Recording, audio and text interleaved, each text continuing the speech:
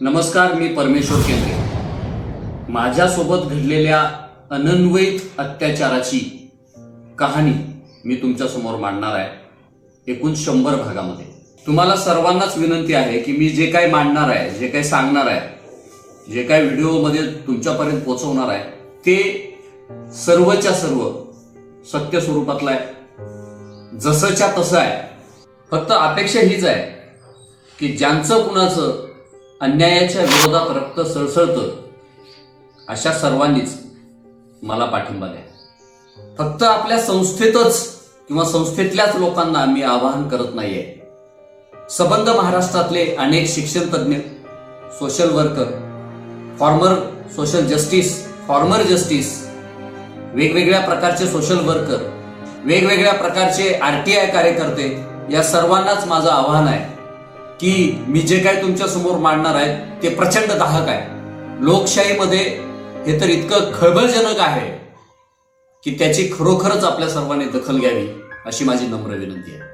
हा व्हिडिओ तुम्ही WhatsApp, Facebook, Instagram, YouTube या अनेक माध्यमांवर शेअर करून मला न्याय मिळावा किंवा माझा आवाज महाराष्ट्रभर पोचावा, त्याची लिगली पद्धतीने कोणीतरी दखल घ्यावी यासाठी तुम्ही माझं फेसबुकवर हे जे खाली अकाउंट पाहताय तिथे माझे 20,000 फॉलोअर्स आहेत। यूट्यूबवर हे तुम्ही जे खाली पाहताय ते त्या ठिकाणी माझं चॅनल आहे, ती लिंक सुद्धा तुम्ही शेअर करू शकता।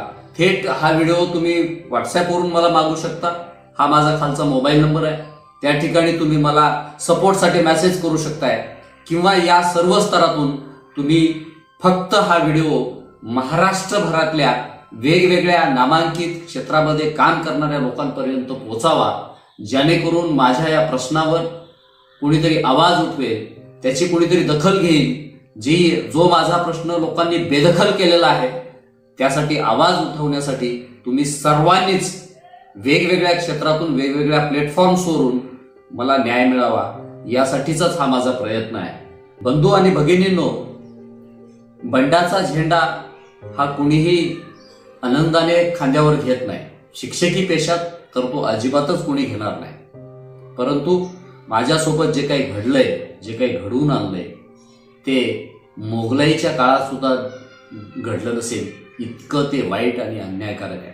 माझ्यात आणि तुमच्यात फरक एवढाच आहे, आज मी जात्यात आहे आणि तुम्ही सुपात आहात। कदाचित माझ्या या आवाजामुळं, कदाचित माझ्या या प्रयत्नांमुळं सुपातल्या अनेकांना फटका बसण्यापासून ते वाचू शकतात, त्यांना फटका बसू शकणार नाही यासाठी सुद्धा हा माझा आवाज अत्यंत महत्वाचा आहे। मित्र हो, मी हे सगळं शेअर करत असताना मला अजूनही वेगळ्या प्रकारचा त्रास होण्याची शक्यता आहे।